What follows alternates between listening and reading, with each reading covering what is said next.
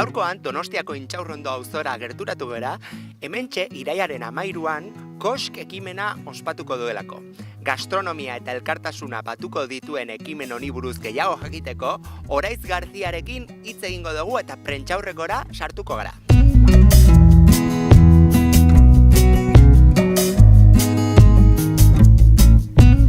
Bueno, egitasmo hau orain dela urte asko nera aitari Peio Garzia Mian hori bururatu zitzaion eta ideien artean eduki zuen Intxaurrondoko gastronomia astearekin eta lanean zebilenean.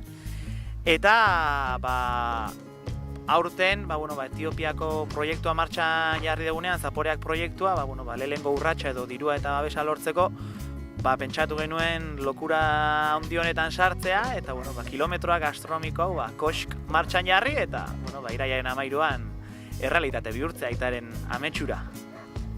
Intxaurrondok eta gastronomia badute lotura urte askotatik, ez? Orain dela 25 urte, 1980an jarri zen martxan Intxaurrondoko gastronomia astea eta ekimen herrikoi bat izan zen, goi mailako sukaldariak herriari gerturatu zizkion. Eta, azkenan ere bultzada eman zion euskal sukaldaritzari eta esan genuen, gastronomiarekin lotuta duen jai bat izanik, jai herrikoi bat den enean, esan genuen, goazen berreskuratzea pixka bat Intxaurrondok eta gastronomiak urtetan izandako lotura hori, eta horregatik aukeratu genuen Intxaurrondo, baina auzo txikia izanik lehenengo edizio hau, pixka txikia egin nahi genuen, gure auzean, gure gehienak Intxaurrondotarrak garelako, eta hori izan zen pixka arrazoi nagusia Intxaurrondo aukeratzeko. Lehenengo helburu nagusia bada Etiopiako Bukro herrian martxan jarri nahi dugun Zaporeak proiekturako dirua eta babesa lortzea. Proiektua, lehenengo urratsak ematen ari da, lehenengo txostenekin ari gara, eta Koskekin lortu nahi duguna da, lehenengo diru biltzea, eta jendeak ezagutu ezan zer den egin nahi duguna, eta horretarako babesa lortzea, ez? Horretarako Angelo Laranen babesa ere badugu, eta berarekin elkarlanean ari gara proiektu hori ateratzen.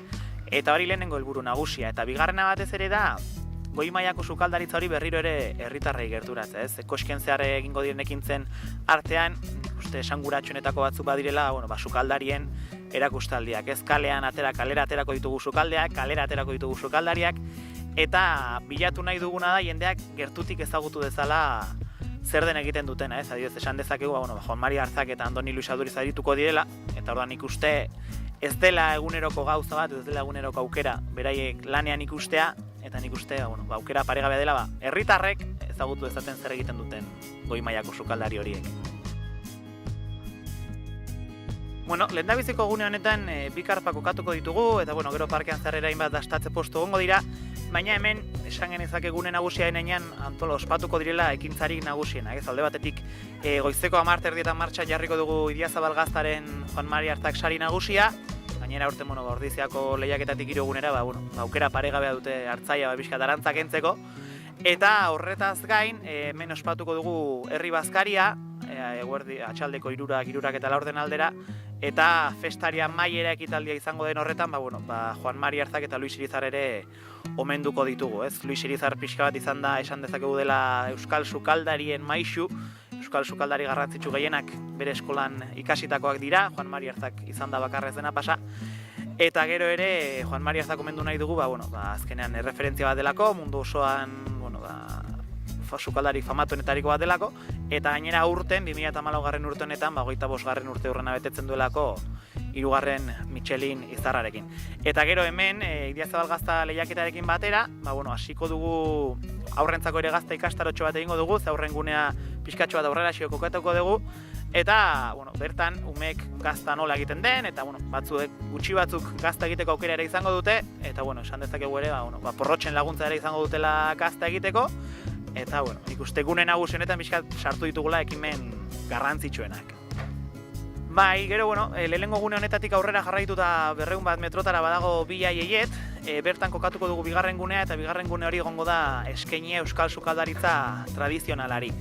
Bertan, euskal sukaldaritza tradizionalean dabiltzan sukaldariek euren erakustaldiak egingo dituzte, adibidez baditu Ander Sarte Txuletakoa eta Juan Manuel Garmendia Katxalin errategikoa, lehenengoa nazio mailako parrea txapelduna eta bigarren Euskal Herrikoa, eta biek egingo dute pixkat nola erretzen duten txuleta nola egite dituzten parrilan, eta bertan Eusko Labelen posturen bat edo bestere kokatuko dugu, pixkat gure tradizioa eta gure ohituren inguruko gunea izango da bigarren hori, ez? Gero aurrera jarraituta, Arzak parera iristen geranean, Mirakruz gaine pareoaren parada plazoleta badago, eta hirugarren gune hori Juan Mari Arzak gunea izango da, eta bertan Euskal Sukaldaritza berriari buruz hitz egingo da, ez? Eta bueno, bertan Juan Mari Arzak erakustaldi bat egingo du 12:30 aldera, eta gero Andoni Luis Adurizek 12:30 aldera, horiek izango dira pixkat ekintzari garrantzitsuenak.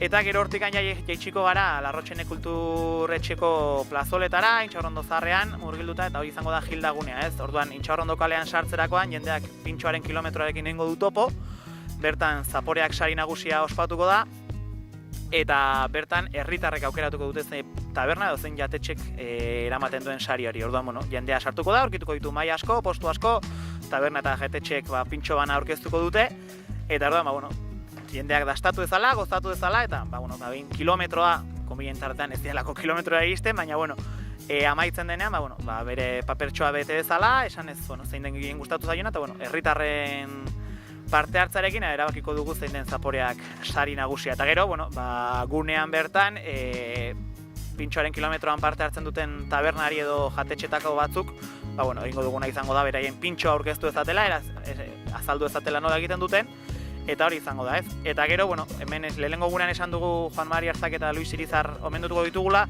bigarrenean Pedro Arregi gunean, ordu bata aldera Pedro Arregi omenduko dugu, Elkano jatetxeko nagusia, eta, zoritxarrez aurten zendu zena, eta bere semea Aitor Arregi egongo da, gero ere erreboia nola erakusten, eta laugarren gune horretan, aperitibo zehaso taldea omenduko da, goizeko 10 aldera, hauek izan ziren 1982an Frantziako turra Donostiatik irten zenean, Apello García Mieno catering arduraduna zela, elkartu zituen egun, garai hartan zeuden pintxo taberna esanguratsuenak, eta, taldetxoa asatu zen, eta bultzada handia eman zioten pintxoaren munduari, eta, berai txokoa eskainena izan diegu egun horretan.